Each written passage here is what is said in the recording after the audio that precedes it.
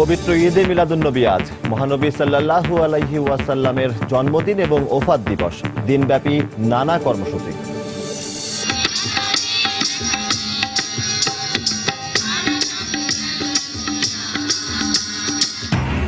প্রার্থনা আর মঙ্গল সঙ্গীতের মধ্য দিয়ে সারা দেশে বড়দিনের আনুষ্ঠানিকতা শুরু। গির্জায় গির্জায় উৎসব মুখর পরিবেশে নানা আয়োজন। সন্ত্রাসী কার্যক্রম বন্ধে বাড়ির মালিক ও ভাড়াটিয়াদের নাম পরিচয় নিবন্ধন কার্যক্রমকে স্বাগত জানালো রাজধানীবাসী। অপরাধী শনাক্ত করা সহজ হবে বলে আশাবাদ। বই উৎসবের আর কয়েকদিন বাকি থাকলেও চট্টগ্রামে পৌঁছেনি প্রাথমিকের 50% বই। 1 জানুয়ারির আগেই পৌঁছে যাবে আশাবাদ সংশ্লিষ্টদের। এবং দীর্ঘ প্রতীক্ষার পর হাতিরঝিল প্রকল্পে বাস সার্ভিস চালু হওয়ায় উচ্ছ্বাস দর্শনার্থীদের। এখনো মিলছে অবৈধ পরিবহন, নির্ধারিত ভাড়াকে অতিরিক্ত দাবি।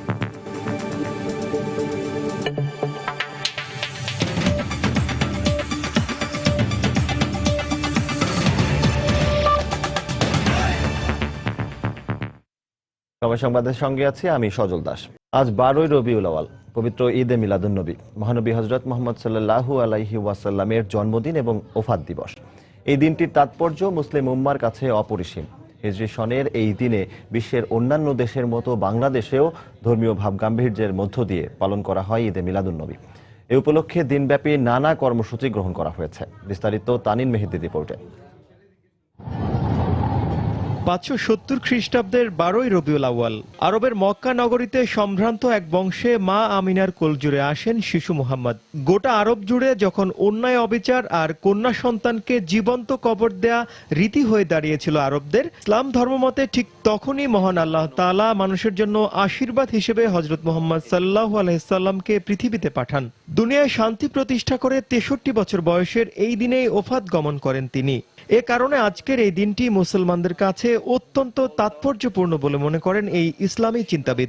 12 রবিউল আউয়ালে আল্লাহ নবী সাল্লাল্লাহু আলাইহি সাল্লাম এই ধরায় তশরিফ নিয়ে এসেছেন। এই জন্য আমরা যারা তার অনুসারী, আমরা যারা তার উম্মত, আমাদের তো খুশি হওয়াই উচিত। আমরা যে আনন্দিত হয়েছি তাকে পেয়ে, এটা প্রকাশ করব এইভাবে যে আমরা সত্যিকার অর্থেই আমরা তার জীবনকে, তার আদর্শকে, তার আখলাককে, তার আমলকে আমাদের জীবনে গ্রহণ করে নেব। ঈদে মিলাদুন্নবীতে মসজিদে মসজিদে ওয়াজ মাহফিলের আয়োজন করা হয়। নফল নামাজ ও ইবাদত বন্দেগীর মাধ্যমে দিনটি পালন করেন ধর্মপ্রাণ মুসলমানরা। ধীরে ধীরে যা হয়ে উঠেছে ইসলামী সংস্কৃতির অন্যতম অনুষঙ্গে।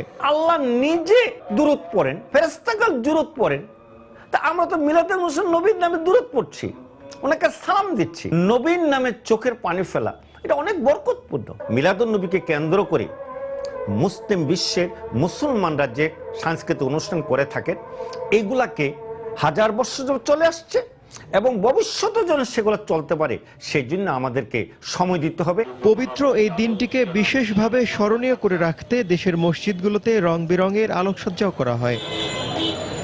তানিন মেহেদি, সময় সংবাদ, ঢাকা। পবিত্র ঈদে মিলাদুন্নবী উপলক্ষে বর্ডাঢ্য র্যালি বের করেছে বিভিন্ন ইসলামী সংগঠন। এই মুহূর্তে বন্দরনগরী চট্টগ্রামের 16 শহরে আছেন রিপোর্টার কমল দে। আয়োজনের খবর জানতে সরাসরি চলে যাচ্ছি কমলের কাছে। কমল,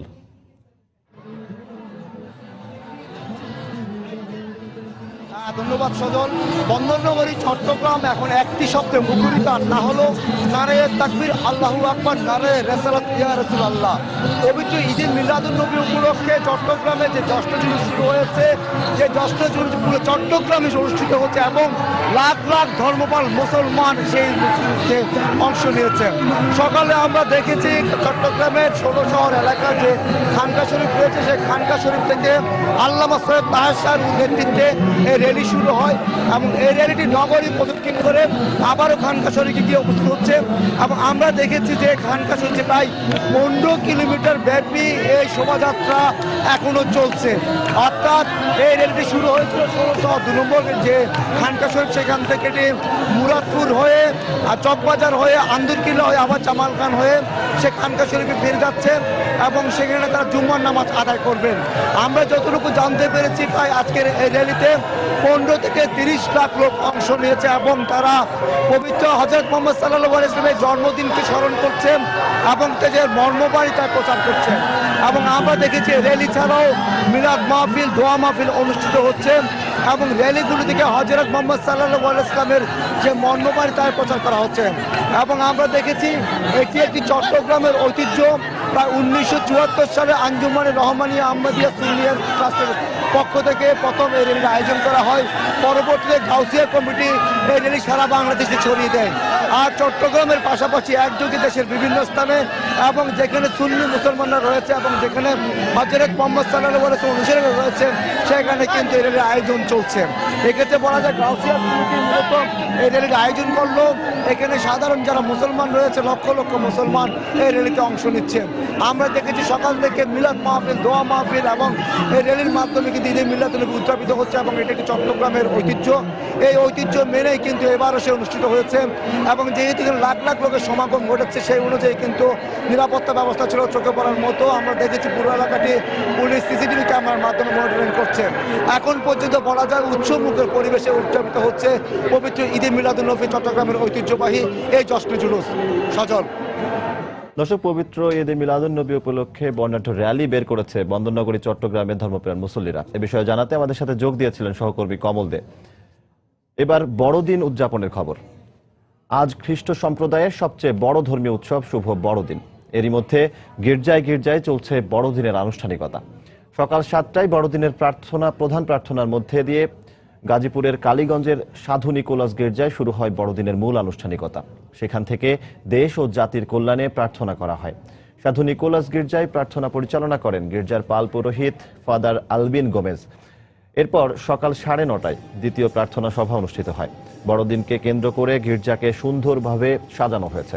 সকাল থেকে দিনব্যাপী গির্জায় বিভিন্ন কর্মসূচি রাখা হয়েছে। এবছর ভক্তরা যিশুর 2015তম জন্মোৎসব উদযাপন করছে। খ্রিস্টের জন্মদিনে সকাল থেকেই গির্জায় গির্জায় সমবেত হন ছোট বড় নানা বয়স ও শ্রেণী পেশার মানুষ। পাপমোচনের লক্ষ্যে ঈশ্বরের দরবারে চলে তাদের প্রার্থনা। প্রার্থনা সঙ্গীতে মুখর হয়ে রয়েছে গির্জা প্রাঙ্গণ।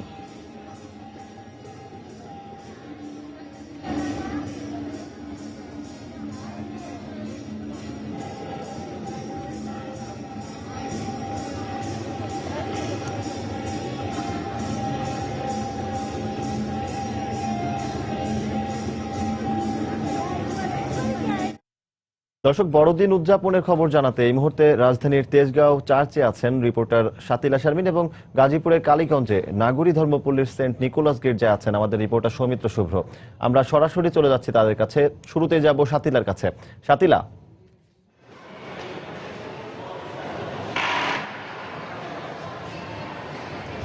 বড়দিনের যে উৎসব, যে আমেজ, যে সমারোহ তা কিন্তু এই যে দুপুর হয়ে যাওয়ার সঙ্গে সঙ্গে কিছুটা পড়ে এসেছে গির্জায়। কারণ হচ্ছে গির্জায় মানুষের উপস্থিতি আমি দেখতে পাচ্ছি তেজগাঁও ধর্মপল্লীতে একটু কমতে শুরু করেছে। কারণ সর্বশেষ যে খ্রিস্টাচারটি ছিল সেটি কিন্তু এইমাত্র শেষ হলো এবং মানুষ এখন যারা ভক্ত এবং অনুসারীরা যীশু খ্রিস্টের তারা কিন্তু সেই বাসার দিকে ফিরছেন এবং নিজের বাসায় আত্মীয় স্বজনের বাসায় যাওয়ার জন্য তারা প্রস্তুতি নিয়েছেন বলে জানিয়েছেন আমাদেরকে। প্রথমে যে সকাল থেকে যেমনটি শুরু হয়েছিল নানা ধরনের খ্রিস্টাচার, নানা ধরনের আচার অনুষ্ঠান এবং এই আচার অনুষ্ঠানের যে অনুষ্ঠানগুলো পালিত হয়েছে তা যদি একটু জানিয়ে রাখি সজল, সেটা হচ্ছে যে সকাল থেকেই এক ধরনের খ্রিস্টাচার হয় যেটা আসলে প্রার্থনামূলক। তারপরে এর মধ্যেই থাকে ফাঁকে ফাঁকে ধর্মমূলক সঙ্গীত। এছাড়া মেরি এবং মাদার মেরি এবং যীশু খ্রিস্টের যে মা এবং ছেলের যে বিভিন্ন সময়ের যে সময়কে ধরে রাখার জন্য যে ধরনের চিত্রকর্ম, ভাস্কর্য বা প্রদর্শন করা হয়েছে যাকে ক্রিপ বলা হয়, এখানে বেশি যে জিনিসটি দেখা যায় সেটি হচ্ছে যে প্রতিটি গির্জা এবং ঘরে ঘরে যে যীশু খ্রিস্টের জন্মের যে ক্ষণ, সেই ক্ষণটিকে হচ্ছে উপস্থাপন করা হয় এবং এটি ওই সময়ে যিশুর যে বেথলেহেম শহরে এটি খুব জনপ্রিয় একটি উপস্থাপনা ছিল এবং সেই উপস্থাপনাকে স্মরণ করে খ্রিস্ট ধর্মের অনুসারীরা খ্রিস্ট ধর্মের বিভিন্ন উপাসনালয় কিন্তু এই যে ওই সময়ের যে ওই সময়ের যিশুর জন্মের সময়ের যে পরিবেশ সেটি কিন্তু উপস্থাপন করা হয়। রয়েছে ক্রিসমাস ট্রি, রয়েছে বাচ্চাদের বিভিন্ন আনন্দ, বাচ্চারা সান্তা ক্লজের টুপি পরে এসেছে আপনারা দেখতে পাচ্ছেন। তারপরে হচ্ছে ফাদাররা আশীর্বাদ করছেন এবং বিভিন্ন প্রার্থনার পরে এখন যে অবস্থাটি রয়েছে নিজস্ব এক ধরনের প্রার্থনা, নিজস্ব এই যে যীশু খ্রিস্টের কাছে নিজের শান্তি কামনা করা, পরিবারের শান্তি কামনা করা, দেশের শান্তি কামনা করা, এগুলো সবই আসলে এখন ব্যক্তি পর্যায়ের প্রার্থনার অংশ হিসেবে চলছে। সম্ভবত যে প্রার্থনা যে সঙ্গীত তা কিন্তু এইমাত্র শেষ হয়েছে, আগেই জানিয়েছি সজল। আর যদি বাংলাদেশের আইন শৃঙ্খলা বাহিনীর আইন শৃঙ্খলার পরিস্থিতির কথা জিজ্ঞেস করেছিলাম খ্রিস্টান সম্প্রদায়ের কাছে, তারা কিন্তু আসলে আমাকে জানিয়েছেন যে তারা এই যে সরকারের নিরাপত্তা ব্যবস্থায় অনেকটাই খুশি এবং তারা যে উদ্বেগ উৎকণ্ঠার মধ্যে বড়দিনের উৎসব পালন করছিলেন তা কিন্তু তারা সেই উদ্বেগটা এখন তাদের মধ্যে আর নেই। আর এই যে ঢাকার তেজগাঁও ধর্মপল্লীতে যে উৎসব চলছে সেটি সর্বশেষ পরিস্থিতি আপনাদেরকে জানালাম এবং গাজীপুরে আছেন আমাদের রিপোর্টার সৌমিত্র শুভ্র, চলে যাচ্ছি তার কাছে। শাতিলা, আপনাকে ধন্যবাদ। দর্শক, বড়দিনের যে মূল আনুষ্ঠানিকতা খ্রিস্টজাগ বা প্রার্থনা নাগরী ধর্মপল্লীর সেন্ট নিকোলাস গির্জায় সকালের দুটি প্রার্থনায় শেষ হয়েছে এবং প্রার্থনার পরপরই খ্রিস্টান ধর্মাবলম্বীরা তাদের আনন্দ সময় উদযাপনের জন্য কিন্তু পাশেই যেই মাঠে মেলা হচ্ছে সেই মেলা মাঠে চলে এসেছেন এবং মেলা মাঠে কিন্তু চমৎকার পরিবেশ বিরাজ করছে, আনন্দের বুদবুদ উঠছে পুরো মেলা মাঠে এবং সব মিলিয়ে যা আনন্দের উপকরণ যুক্ত হওয়ার কথা একটি গ্রামীণ মেলায় সব উপকরণই কিন্তু যুক্ত হয়েছে। ওইদিকে যদি নাগরদোলা বলি, মাটির তৈরি জিনিসপত্র বলি, অন্যান্য যেই সব উপকরণ রয়েছে সবগুলোই কিন্তু রয়েছে। বেলুনওয়ালারা এসেছেন কুমোর কামার সবাই তাদের নিজ নিজ তৈরি করা সব পণ্য নিয়ে এবং সব মিলিয়ে কিন্তু এই বেলা দুপুরে গড়ানোর আগেই মেলা জমে উঠেছে এবং সবাই ঘুরছেন, মেলা দেখছেন। যেই আনন্দের সময় তারা পার করবেন বলে এসেছেন আত্মীয় পরিজনের সঙ্গে, সেই সময় কিন্তু তারা পার করছেন, বেশ আনন্দেই তারা সময় কাটাচ্ছেন এবং পেছনে একটি মঞ্চ করা আছে যেখানে সাংস্কৃতিক অনুষ্ঠানও হবে। এবং এছাড়া যদি দেখেন যে মূলত মেলায় কিন্তু শিশু কিশোর এবং তরুণীদের আধিক্যই বেশি, তারা ঘুরতে এসেছে, তাদের পছন্দ মতো জিনিস কিনছে এবং উৎসবের উল্লাসটা যেহেতু তাদেরই বেশি স্পর্শ করে তো তাদের উপস্থিতি বেশি থাকাই স্বাভাবিক এবং সেটিই আমরা দেখতে পাচ্ছি। আসলে নাগরী ধর্মপল্লী যেহেতু একটি খ্রিস্টান অধ্যুষিত একটি এলাকা এবং এই এলাকার আকাশে বাতাসে আসলে বড়দিনের যে উৎসবের রং সেটি ছড়িয়ে পড়েছে এবং সেই উৎসবের রঙে নিজেদেরকে রাঙিয়ে কিন্তু এই নাগরী ধর্মপল্লীর যে বাসিন্দারা রয়েছেন তারা এখানে এসেছেন। একটু আগেই তারা গির্জায় প্রার্থনা করছিলেন।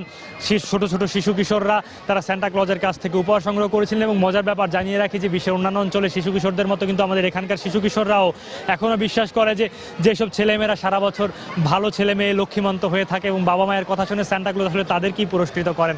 তাদের সঙ্গে আমাদের কথা হচ্ছিল, সবাই পরস্পরের সঙ্গে বড়দিনের শুভেচ্ছা বিনিময় করছিলেন এবং দেশবাসীকে শুভেচ্ছা জানাচ্ছিলেন তারা।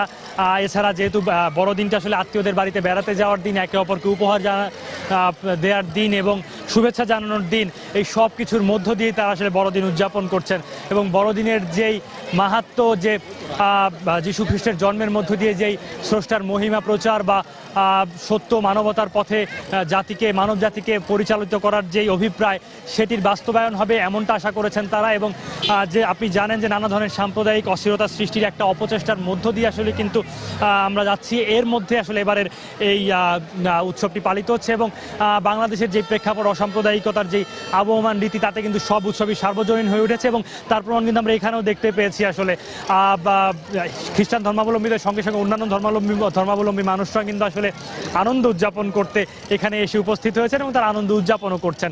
সব মিলিয়ে কিন্তু জমজমাট পরিস্থিতি বিরাজ করছে পুরো নাগরী ধর্মপল্লী এলাকায়। উৎসবের আমেজ, উৎসবের রং ছড়িয়ে পড়েছে এ প্রান্ত থেকে ও প্রান্ত নাগরী ধর্মপল্লীর এবং সব মিলিয়ে এই উৎসবের রেশ থাকবে। দুপুর গড়িয়ে বিকেল হবে, হয়তো বিকেল গড়িয়ে সন্ধ্যে, কিন্তু উৎসবের রেশ কিন্তু কমবে না, বরং বাড়বে নানা অনুষঙ্গে নানা উপাচারে। তো সজল, এই হচ্ছে এখানকার যে বড়দিন আয়োজনের খবরাখবর সবকিছু। সজল। রাজধানীর তেজগাঁ চার্চ থেকে শাতিলা শারমিন এবং গাজীপুরের কালীগঞ্জের নাগরী ধর্মপল্লীর সেন্ট নিকোলাস গির্জা থেকে আমাদের সাথে যোগ দিয়েছিলেন রিপোর্টার সৌমিত্র শুভ্র। তারা জানাচ্ছিলেন বড়দিন উদযাপনের সবশেষ খবরাখবর। দেখছেন সময় সংবাদ। ফেনীর মহিপালে জমি নিয়ে বিরোধের জেরে প্রতিপক্ষের গুলিতে 2 জন নিহতের ঘটনায় 46 জনকে আসামি করে একটি মামলা করা হয়েছে। এতে ঘটনার সঙ্গে জড়িত সন্দেহে 5 জনকে গ্রেফতার করেছে পুলিশ। পুলিশ জানিয়েছে সকালে নিহত মঈন উদ্দিনের ছেলে 21 জনের নাম উল্লেখ করে ফেনী মডেল থানায় মামলাটি করেন। এদিকে সংঘর্ষের পরপরই পুলিশ ঘটনাস্থল থেকে 14টি বন্দুকের গুলির খোসা জব্দ করেছে। পাশাপাশি ঘটনাস্থলের পাশে একটি বাড়ি থেকে সিসিটিভি ক্যামেরাও জব্দ করা হয়। এর আগে গতকাল রাত 8:30টার দিকে মহিপালের চৌধুরী বাড়ি এলাকার বাসিন্দা মঈন উদ্দিনের বাড়িতে হামলা চালায় প্রতিপক্ষ মান্নান ও তার লোকজন। এ সময় তাদের গুলিতে 9ম শ্রেণীর এক ছাত্রী সহ 2 জন নিহত হয়। গুলিবিদ্ধ হয় আরও 3 জন। এদের মধ্যে এক শিশু সহ 2 জনকে চট্টগ্রাম মেডিকেল এবং অপর একজনকে ঢাকা মেডিকেলে ভর্তি করা হয়েছে।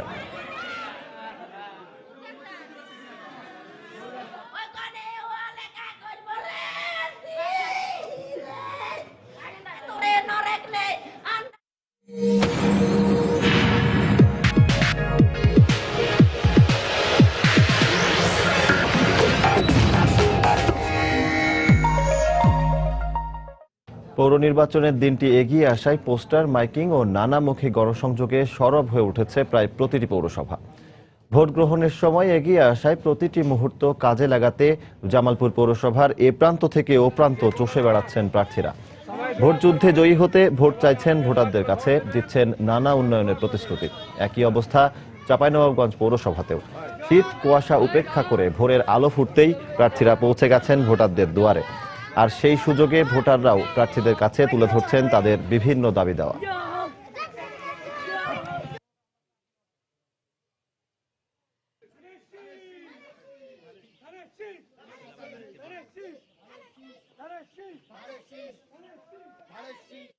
এই মুহূর্তে টাঙ্গাইলের কালিহাতী পৌরসভায় আছেন রিপোর্টার মুজাহিদ শুভ, চাঁপাইনবাবগঞ্জ পৌরসভায় আছেন রিপোর্টার রাকিবুল হাসান ও জামালপুর পৌরসভায় আছেন হারুনুর রশিদ। নির্বাচনী প্রচারের সবশেষ খবর জানতে সরাসরি চলে যাচ্ছি তাদের কাছে। প্রথমে যাব মুজাহিদ শুভর কাছে। শুভ,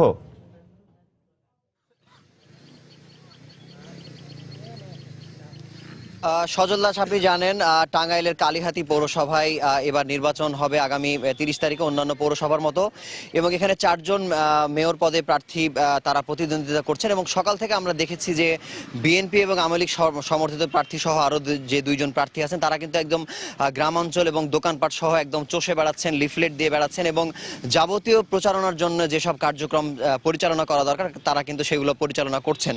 এবং একটি কথা জানিয়ে রাখি যে সকাল থেকে আমরা যেটি দেখেছি যে এখানে কিন্তু কুয়াশার কারণে সূর্য অনেকটা দেরিতে উঠলেও কিন্তু আমরা দেখছি যে প্রার্থীদের মধ্যে কিন্তু এক ধরনের একটা মানে প্রচারণা চালানোর জন্য প্রার্থীদের মধ্যে কিন্তু এক ধরনের খুব সরগরম একটা অবস্থা আমরা দেখতে পাচ্ছি আর কি। এবং এখানে আমি আরো একটা খবর জানিয়ে রাখি যে এখানে মাত্র 25,000 ভোটার আছে। এর মধ্যে বিএনপি এবং পুরুষ এবং নারী যে ভোটার তার মধ্যে 12,000 এবং নারী ভোটার আছেন 12,000। আর সব মিলিয়ে যেটা বলছি যে এখানে যে কাউন্সিলর প্রার্থী আছেন যে কাউন্সিলর প্রার্থী আছেন সেটি 33 জন কাউন্সিলর প্রার্থী রয়েছেন এবং নারী সংরক্ষিত আসনে লড়ছেন। নারী প্রার্থী দাঁড়িয়েছেন হচ্ছে 13 জন এই ভোটার সংখ্যার মধ্যে। তবে এই যে প্রার্থী যারা আছেন 2 জনের সাথে আমরা কথা বলেছি, তারা একটি মডেল পৌরসভা পরিচালনার জন্য যে ধরনের সমস্যা এখানে আছে সেই সমস্যাগুলো কিন্তু তারা সমাধানের চেষ্টা করছেন এবং তারা বলেছেন এটিকে একটি যে 2টি গুরুত্বপূর্ণ সমস্যা আছে, সমস্যার মধ্যে একটি হচ্ছে গ্যাসের সংকট এবং হচ্ছে রাস্তাঘাট নির্মাণের কাজ তারা করবেন। এই ছিল এখানকার সবশেষ খবর। আর নবাবগঞ্জে আমাদের রিপোর্টার আছে রাকিবুল হাসান। নবাবগঞ্জ পৌরসভার সবশেষ খবর জানতে আমরা চলে যাচ্ছি সেখানে। নির্বাচনের প্রচারণার খবরাখবর আমরা আছি চাঁপাইনবাবগঞ্জের পৌর এলাকায়। একটি বিষয় জানিয়ে রাখি যে এখানে 6 জন মেয়র প্রার্থী নির্বাচন করছেন এবং 78 জন কাউন্সিলর এবং 25 জন সংরক্ষিত কাউন্সিলর। আমরা সকাল থেকে এই চাঁপাইনবাবগঞ্জ পৌর এলাকার বিভিন্ন জায়গায় ঘুরে দেখেছি। সেখানে আমরা ভোটারদের কাছ থেকে শুনছিলাম যে আসলে খুব যে সমস্যাগুলো এই পৌর এলাকায় রয়েছে সেগুলো হচ্ছে আসলে এখানে রাস্তাঘাটের অবস্থাটি আসলে প্রচন্ড অনেক করুণ বলে তারা দাবি করছে। এছাড়াও এখানে পানি নিষ্কাশনের ব্যবস্থার কথা তারা বলছেন এবং একটি আসলে পরিকল্পিত নগরী গড়ে তোলার কথাও তারা বলছেন এবং এই ধরনের দাবিও তাদের মধ্যে রয়েছে। তো আমরা সকাল থেকে যখন দেখছিলাম আসলে প্রার্থীরা নির্বাচনী প্রচারণা চালাচ্ছিলেন তখন আমরা কথা বলেছি একজন স্বতন্ত্র প্রার্থী নুরুজ্জামান তার সঙ্গে নজরুল ইসলাম। তিনি বলছিলেন যে আসলে যে এখানে সাধারণ মানুষদেরকে সাধারণ ভোটারদেরকে সরকার দলীয় প্রার্থীরা তারা বিভিন্ন ধরনের ভয়ভীতি দেখাচ্ছে এবং কখনো কখনো প্রচারণার কথা বলা হচ্ছে। তিনি দাবি করে বলেন যে সাধারণ মানুষকে বলা হচ্ছে যে ভোট আসলে কেন্দ্রে গণনা করা হবে না, গণনা করা হবে জেলা প্রশাসকের কার্যালয়ে, এমন অভিযোগ আমরা তার কাছ থেকে পেয়েছি। এছাড়া আমরা যখন কথা বলছিলাম সামিউল হক লিটনের সাথে, তিনি আওয়ামী লীগ মনোনীত প্রার্থী, তিনি বলছিলেন যে আসলে এখন পর্যন্ত সকল পরিস্থিতি সুষ্ঠু রয়েছে এবং এছাড়াও আতাউর রহমান তিনি বলছিলেন যে আসলে সকল পরিস্থিতি স্বাভাবিক। তো একটি বিষয় আপনাদেরকে জানিয়ে রাখতে চাই যে এখানে আসলে 1,25,325 জন ভোটার রয়েছে এবং এছাড়াও এখানকার এই ভোটারদের দাবি কিন্তু আসলে এই অঞ্চলটিকে এই পৌর এলাকাটিকে একটি আধুনিক পৌর এলাকা গড়ে তোলার দাবি তাদের। তো এই ছিল আমার কাছে সর্বশেষ। চলে যাচ্ছি জামালপুর পৌরসভায় হারুনা রশিদের কাছে। ধন্যবাদ রাকিবুল। আসলে সজল, আপনি শুনছিলেন যে চাঁপাইনবাবগঞ্জে আসলে যে নির্বাচনের প্রচার প্রচারণার আমেজ রয়েছে তার ব্যতিক্রম নয় আসলে জামালপুর। আমি এই মুহূর্তে অবস্থান করছি জামালপুর পৌরসভায়। জামালপুর পৌরসভায় আসলে এখন জমজমাট প্রচারণা চলছে। দিন যতই ঘনিয়ে আসছে প্রচারণার মাত্রা ততই তীব্র থেকে তীব্রতর হচ্ছে। আমরা দেখেছি যে ভোর থেকেই আসলে যারা প্রার্থী রয়েছেন মেয়র এবং কাউন্সিলর পদে তারা বিরামহীন প্রচারণা চালিয়ে যাচ্ছেন, ভোটারদের দ্বারে দ্বারে যাচ্ছেন এবং বিভিন্ন ধরনের প্রতিশ্রুতি দিচ্ছেন। আমি একটি বিষয় জানিয়ে রাখছি যে আসলে জামালপুর পৌরসভায় মেয়র পদে 3 জন প্রার্থী প্রতিদ্বন্দ্বিতা করছেন। আওয়ামী লীগ থেকে মির্জা শাখাওয়াতুল আলম মনি এবং বিএনপি থেকে অ্যাডভোকেট ওয়ারেস আলী মামুন এবং জাতীয় পার্টি থেকে খন্দকার হাফিজুর রহমান। আর এখানে সাধারণ কাউন্সিলর পদে 92 জন এবং সংরক্ষিত মহিলা কাউন্সিলর পদে 23 জন প্রার্থী প্রতিদ্বন্দ্বিতা করছেন। আমি একটি বিষয় জানিয়ে রাখছি যে আসলে নির্বাচনের দিন যতই ঘনিয়ে আসছে ততই আসলে প্রচার প্রচারণার তীব্রতা যেমন বাড়ছে তেমনি উত্তেজনাও তৈরি হচ্ছে। আমরা জামালপুরে খবর নিয়ে দেখেছি যে এবং 2 জন প্রার্থী যে মূল প্রতিদ্বন্দ্বী আওয়ামী লীগ এবং বিএনপির প্রার্থী তারা আসলে পরস্পরের বিরুদ্ধে অভিযোগ করেছেন যে এখানে নির্বাচনী আচরণ বিধি লঙ্ঘনের ঘটনা ঘটছে এবং পরস্পরের যে নির্বাচনী প্রচার প্রচারণার কার্যালয় রয়েছে সেই কার্যালয়গুলোতে হামলার ঘটনাও ঘটছে। আওয়ামী লীগের প্রার্থী মির্জা মনি অভিযোগ করেছেন যে গত বুধবার রাতে গেটপার এলাকায় যে তার নির্বাচনী কার্যালয় রয়েছে সেটি ভাঙচুর করা হয়েছে এবং এই ঘটনায় 106 জন বিএনপি নেতাকর্মীর বিরুদ্ধে একটি মামলাও হয়েছে। তো বিএনপির যে প্রার্থী রয়েছেন ওয়ারেস আলী মামুন তিনি অভিযোগ করেছেন যে গত বৃহস্পতিবার রাতে তার কাচারিপাড়া এবং শহীদ জিয়াউর রহমান কলেজ এলাকায় তার 2টি প্রচারণা কেন্দ্র রয়েছে, সেই 2টি কেন্দ্র ভাঙচুরের ঘটনা ঘটেছে। তবে আসলে এখানে আওয়ামী লীগের প্রার্থীকে আমরা জিজ্ঞেস করেছিলাম, তিনি বলেছেন যে এগুলো হয়েছে আসলে বিএনপির যে আভ্যন্তরীণ কুন্দল রয়েছে সেই কুন্দলের বহিঃপ্রকাশ। এখানে আওয়ামী লীগের নেতাকর্মীরা আসলে অংশগ্রহণ করেননি বা তাদের এখানে কোনো ভূমিকা ছিল না। কিন্তু বিএনপির প্রার্থী বলছেন যে এখানে আওয়ামী লীগের যে নেতাকর্মী রয়েছেন আসলে তারাই তার নির্বাচনী কার্যালয়গুলো ভাঙচুরের ঘটনা ঘটিয়েছেন। তো সব মিলিয়ে একটা উত্তেজনাকর পরিস্থিতিতে এগুচ্ছে এই জামালপুর পৌরসভার নির্বাচন। তো এই ছিল আসলে এখানকার প্রচার প্রচারণার সর্বশেষ খবর। ফিরে যাচ্ছি স্টুডিওতে। সজল, পৌরসভা নির্বাচনের প্রচার প্রচারণার খবর জানাতে আমাদের সাথে টাঙ্গাইলের কালিহাতী পৌরসভা থেকে রিপোর্টার মুজাহিদ শুভ, চাঁপাইনবাবগঞ্জের থেকে রাকিবুল হাসান, জামালপুর পৌরসভা থেকে হারুনুর রশিদ যোগ দিয়েছিলেন। তারা জানাচ্ছিলেন নির্বাচনী প্রচার প্রচারণার সবশেষ খবরাখবর। চলে যাচ্ছি পরের খবরে। পৌরসভা নির্বাচনকে আন্দোলনের একটি ধাপ হিসেবে নিয়েছে বিএনপি, এমন মন্তব্য করেছেন দলটির ভারপ্রাপ্ত মহাসচিব মির্জা ফখরুল ইসলাম আলমগীর। এই আন্দোলনকে সফল করতে জনগণের রায় নিয়ে নির্বাচনে জেতার জন্য কাজ করা হচ্ছে বলেও জানান তিনি। সকালে ঠাকুরগাঁওয়ে বিএনপি মনোনীত মেয়র প্রার্থী মির্জা ফয়সাল আমিনের পক্ষে নির্বাচনী প্রচারণায় একথা বলেন তিনি। পৌরসভা নির্বাচন সরকার দিয়েছে দলীয় প্রতীকে, অর্থাৎ ধানের শীষ এবং নৌকার মধ্যে লড়াইটা চলছে, সংগ্রাম চলছে, তাই না? অর্থাৎ এটা যদি সরকার প্রমাণ করতে পারে যে ধানের শীষ জনপ্রিয় নয় তাহলে তাদের খুব সুবিধা হবে। আমরা এই নির্বাচনটাকে এই আন্দোলনের একটা ধাপ হিসেবে, পর্যায় হিসাবে নিয়েছি। এই আন্দোলনে, এই নির্বাচনে আমরা আন্দোলনের মাধ্যমে প্রমাণ করতে চাই যে এরা জনগণের প্রিয় দল নয়, জনগণের কোনো সমর্থন তাদের প্রতি নেই। সেই জন্যই 30 তারিখের যে নির্বাচন, এই নির্বাচনে আপনাদেরকে সে আগের মতো আপনার কেন্দ্রকে আপনাকে পাহারা দিতে হবে, আপনার ভোটকে আপনার পাহারা দিতে হবে। সময় সংবাদে আরো থাকছে। পর্যাপ্ত সরবরাহ থাকায় রাজধানীর বাজারে কেজি প্রতি 30 টাকা পর্যন্ত কমল বেশিরভাগ সবজির দাম। মাছের বাজার ঊর্ধ্বমুখী হলেও স্থিতিশীল গরু ও খাসির মাংসের দাম।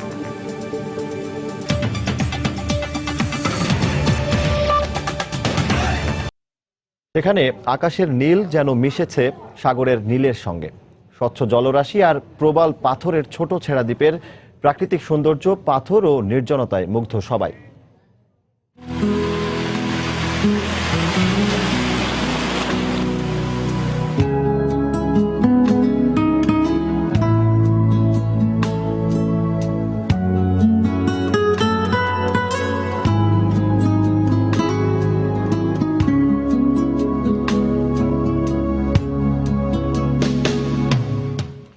দর্শক, এ নিয়ে রিপোর্ট থাকছে সংবাদের শেষাংশে, দেখার আমন্ত্রণ রইল।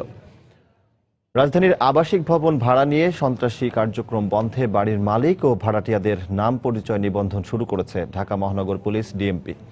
আইনশৃঙ্খলা রক্ষা বাহিনীর এই উদ্যোগকে স্বাগত জানিয়ে রাজধানীবাসী বলছেন, এর মাধ্যমে সন্ত্রাসী কর্মকাণ্ড অনেকাংশে কমানো সম্ভব। এদিকে ডিএমপির অপরাধ বিভাগ বলছে, আগে থেকেই বাড়ির মালিক ও ভাড়াটিয়াদের তথ্য জানা থাকলে যে কোনো অপরাধী শনাক্ত করা সহজ হবে।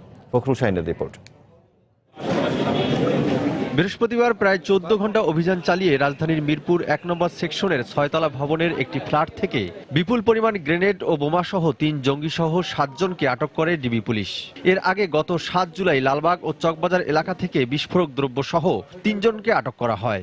এছাড়া চলতি বছরের 18 মার্চ পুরান ঢাকার লালবাগের জগন্নাথ শাহ রোডের একটি বাসা থেকে 73টি ককটেল ও ককটেল তৈরির সরঞ্জাম উদ্ধার করা হয়। এভাবে একের পর এক রাজধানীর আবাসিক ভবন ভিত্তিক সন্ত্রাসী কর্মকাণ্ড রোধ করতে চলতি বছরের নভেম্বর থেকে বাড়ির মালিক ও ভাড়াটিয়াদের নাম পরিচয় নিবন্ধন কার্যক্রম শুরু করে ডিএমপি। থানা থেকে পুলিশ আসে এবং তারা প্রত্যেক বাড়িতে যায়, ফর্ম দেয় এবং এই ফর্মগুলি ফিল আপ করতে হয় এবং ছবি দিতে হয়, তারপর ওটাতে আপনার থানাতে জমা হয়। কাগজগুলি ওদের কাছে যদি থাকে তাহলে আমরা ফোন করলেই যে কোনো মুহূর্তে ওদেরকে পাবো। ভাড়াটিয়াদের সম্বন্ধে অনেক কিছু জানা যাবে, চুরি ডাকাতি কম হবে এবং আমরা ইনশাল্লাহ নিরাপদে থাকতে পারবো। বাড়ির মালিক ও ভাড়াটিয়াদের নিবন্ধন কার্যক্রম সমাপ্ত করতে ডিএমপির পক্ষ থেকে রাজধানীর 8টি বিভাগের উপ পুলিশ কমিশনারদের দায়িত্ব দেওয়া হয়েছে। আইনশৃঙ্খলা রক্ষা বাহিনীর সঙ্গে স্বেচ্ছাসেবক হিসাবে কাজ করছেন বিভিন্ন ওয়ার্ডের জনপ্রতিনিধিরা। আমরা বিট পুলিশিং এর মাধ্যমে প্রত্যেকটা গলিতে গলিতে মিটিং করে আমরা প্রত্যেকটি বাসায় বাসায় ফর্ম দিচ্ছি এবং ফর্মগুলো তারা নিজেরা বাড়ির মালিকটা একটা সেট রাখবে, আরেকটা সেট থানায় পৌঁছায় দিবে। প্রত্যেকের কাছে ছবি সহ তাদের এই পার্টিকুলার বা ডাটা আমরা কালেকশন করতেছি, এগুলো আমরা পার্টিকুলার রাখবো, আমরা হার্ড কপিতেও রাখবো এবং সফট কপিতেও রাখার আমি চিন্তা ভাবনা করতেছি। ডিএমপি বলছে, রাজধানীর প্রতিটি বাড়িওয়ালা ভাড়াটিয়া সম্পর্কিত তথ্য আইন শৃঙ্খলা রক্ষা বাহিনীর কাছে রাখতে এই কার্যক্রম চালু করা হয়েছে। কোনো বাসায় যদি বিস্ফোরক দ্রব্যাদি পাওয়া যায়, বাড়িওয়ালার কাছে যখন জানতে চাই তার তথ্য আপনার কাছে আছে কিনা, আমরা অনেক ক্ষেত্রে দেখি যে সেই ভাড়াটিয়ার তথ্য বাড়িওয়ালার কাছে অনেক সময় থাকে না। গত নভেম্বর থেকে চালু হওয়া বাড়ির মালিক ও ভাড়াটিয়াদের নিবন্ধন কার্যক্রম চলতি মাসেই শেষ করা হবে বলে জানায় ডিএমপি। ফখরুল শাহিন, সময় সংবাদ, ঢাকা। রাজধানীর মিরপুরের শাহ আলী থানার জঙ্গি বসতি বাড়িটিকে এখনও ঘিরে রেখেছে আইন শৃঙ্খলা রক্ষাকারী বাহিনীর সদস্যরা। গতকাল অভিযানের সময় বাড়ি থেকে বের করে দেয়া বাসিন্দারা এখনও তাদের ঘরে ঢুকতে পারেনি। পরিস্থিতি নিয়ন্ত্রণে চলে আসায় বাড়িতে ওঠার দাবি জানিয়েছেন তারা। অন্যদিকে ঊর্ধ্বতন কর্তৃপক্ষের নির্দেশে বাড়িতে আসা যাওয়ার ক্ষেত্রে নিয়ন্ত্রণ করা হচ্ছে বলে জানিয়েছে পুলিশ। এর আগে বুধবার মধ্যরাত থেকে বৃহস্পতিবার দুপুর পর্যন্ত অভিযান চালিয়ে বিপুল পরিমাণ বিস্ফোরক দ্রব্য, বোমা তৈরির সরঞ্জাম সহ 16টি হাতে তৈরি গ্রেনেড উদ্ধার করে গোয়েন্দা পুলিশ। এছাড়াও জঙ্গি তৎপরতার সাথে জড়িত থাকার দায়ে 7 জনকে আটক করা হয়।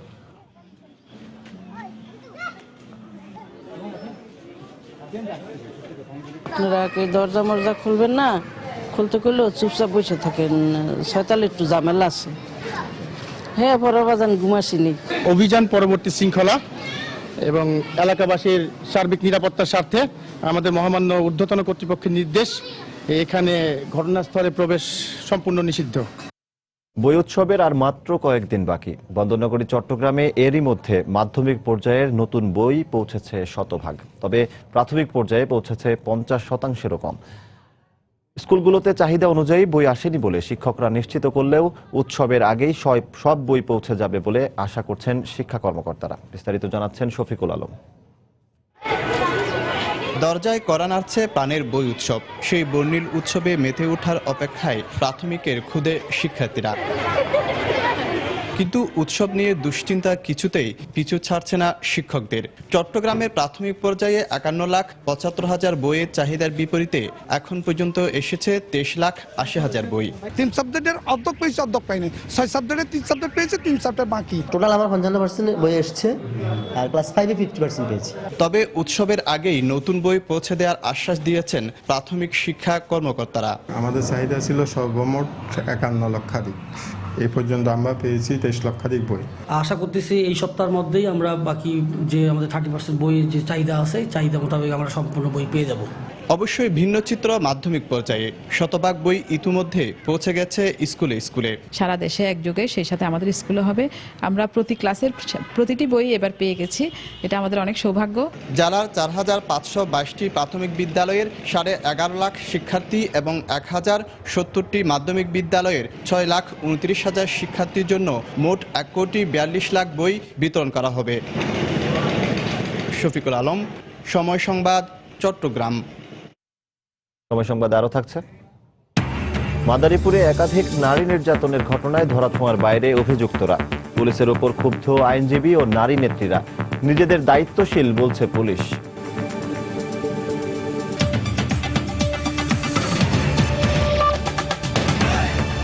আরএফএল ওয়াটার পাম্প, পানি দেবে টেনশন নয়।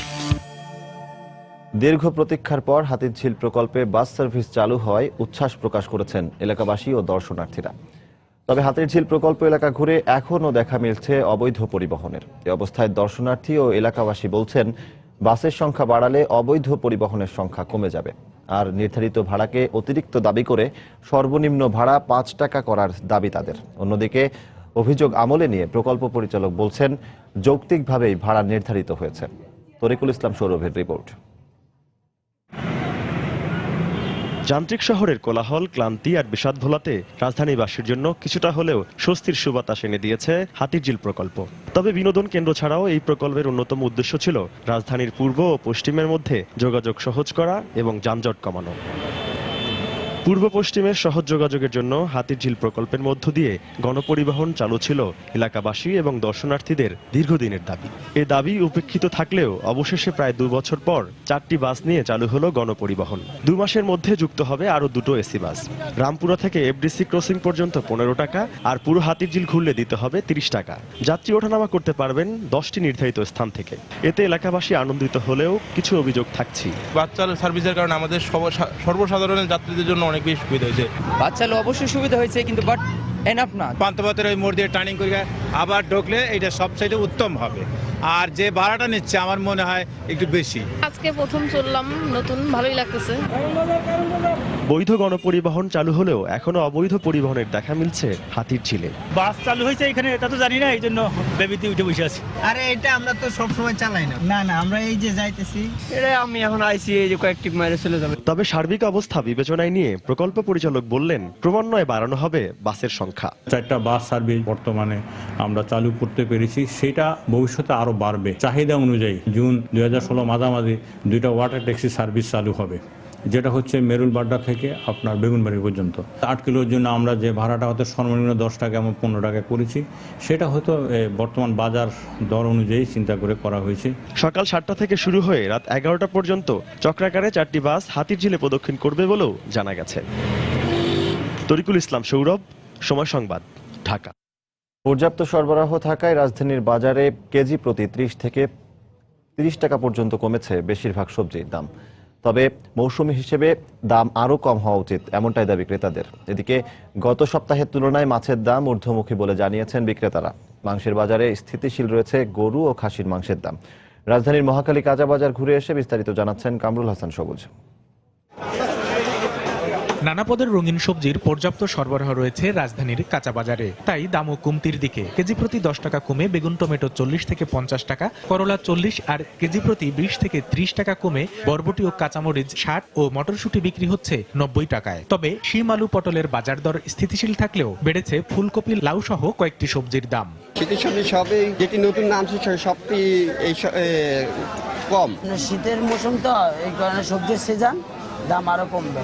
এখন স্বাচ্ছন্দ্য বোধ হচ্ছে, ক্রয় ক্ষমতার ভিতরে আছে। কিছুটা কম হলেও শীতের সিজনে আরো সবজির দাম কম হওয়া উচিত। এদিকে সরবরাহ কমের অজুহাতে দাম বেড়েছে বেশিরভাগ মাছের। বাজারে প্রতি কেজি রুই 250, কাতল 220, শিং 500, চিংড়ি 550, সরপুঁটি ও তেলাপিয়া 150 আর কই বিক্রি হচ্ছে 180 থেকে 200 টাকায়। বাগায়ের 400 টাকা কিনা 420-30 ব্যস্ত হবে। কাজুলি আছে 650 টাকা কিনে আনছি, 700 চাই যা লইতে পারে আর কি। তারপর গোলসা 400 কিনা 420-30-50টা বেচতেছি। পাবদা আছে 800। গাড়ি ওই যে মাছ কম, রেট বাড়তি। ইলিশ মাছ আপনার এটা হলো 1200 টাকা হালি বিক্রি করি আমরা। এটা একটা ওজন হলো আপনার 500 গ্রাম, মানে 4টা হচ্ছে আপনার 2 কেজি। 140 টাকা করে যে মাছ কিনি সেটা আছে 160 টাকা কেজি। মাছের সরবরাহ মোটামুটি ভালো আছে, তারপরেও দাম একটু বেশি। দাম বেড়েছে ব্রয়লার মুরগির। গত সপ্তাহের তুলনায় কেজিতে 15 টাকা বেড়ে বিক্রি হচ্ছে 160 টাকায়। কয়েক মাস ধরেই গরুর মাংস 380 আর খাসির মাংস বিক্রি হচ্ছে 550 টাকায়।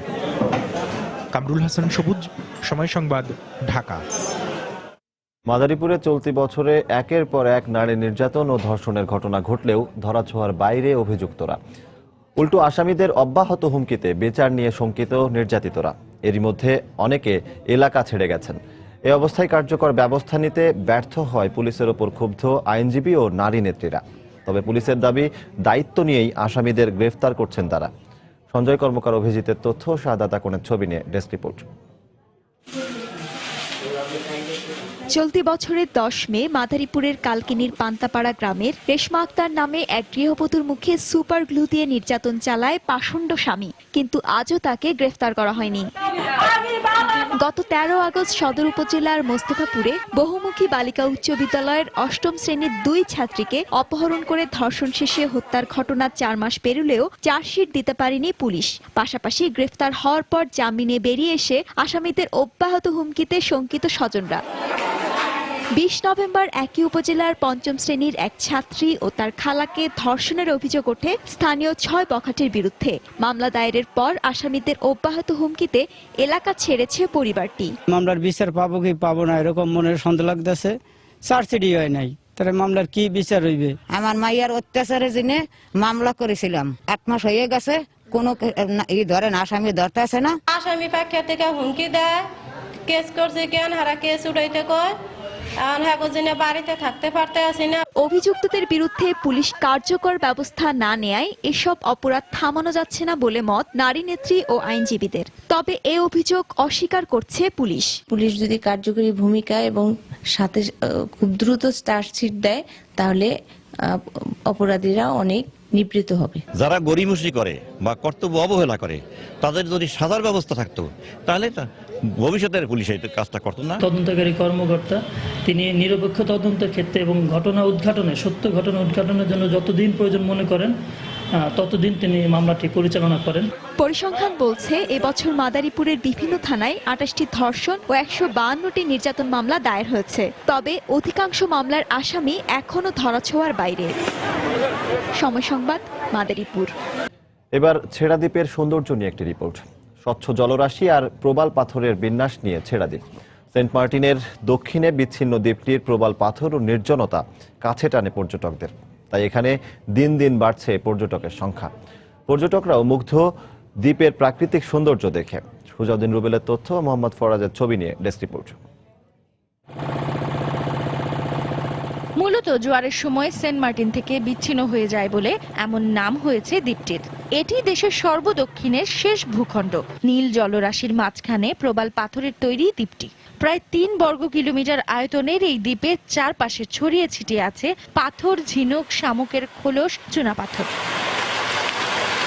স্বচ্ছ পানির উত্তাল স্রোতের আঘাতে এসব পাথরের গায়ে খচিত হয়েছে বৈচিত্র্যময় সব নকশা, যা আকর্ষণ করে পর্যটকদের। তাই সেন্ট মার্টিন থেকে ট্রলারে করে আধ ঘন্টার পথ পাড়ি দিয়ে অনেকেই ছুটে যান নির্জন এই দ্বীপে। সবসময় শুনছি মানুষের মুখে, এখন চোখে দেখলাম। এখানের ওয়েদারটাও ভালো, ঝামেলাও নেই, তো সব মিলে এটা ভালো, সুন্দর। এখানে স্বচ্ছ পানি একেবারেই অন্যরকম।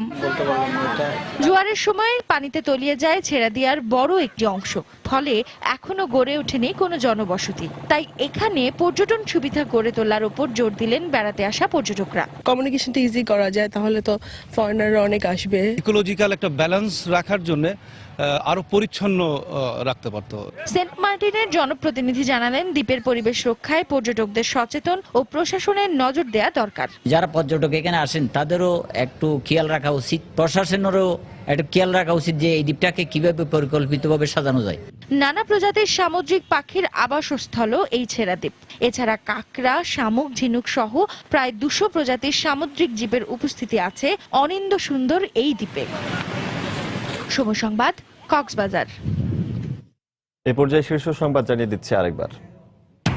পবিত্র ঈদে মিলাদুন্নবী আজ। মহানবী সাল্লাল্লাহু আলাইহি ওয়াসাল্লামের জন্মদিন এবং ওফাত দিবস, দিনব্যাপী নানা কর্মসূচি।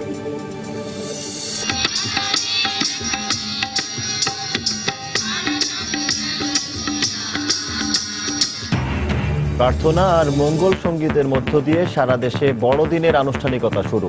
গির্জায় গির্জায় উৎসব মুখর পরিবেশে নানা আয়োজন। সন্ত্রাসী কার্যক্রম বন্ধে বাড়ির মালিক ও ভাড়াটিয়াদের নাম পরিচয় নিবন্ধন কার্যক্রমকে স্বাগত জানালো রাজধানীবাসী। অপরাধী শনাক্ত করা সহজ হবে বলে আশাবাদ। বই উৎসবের আর কয়েকদিন বাকি থাকলেও চট্টগ্রামে পৌঁছেনি প্রাথমিকের 50% বই। 1 জানুয়ারির আগেই পৌঁছে যাবে, আশাবাদ সংশ্লিষ্টদের।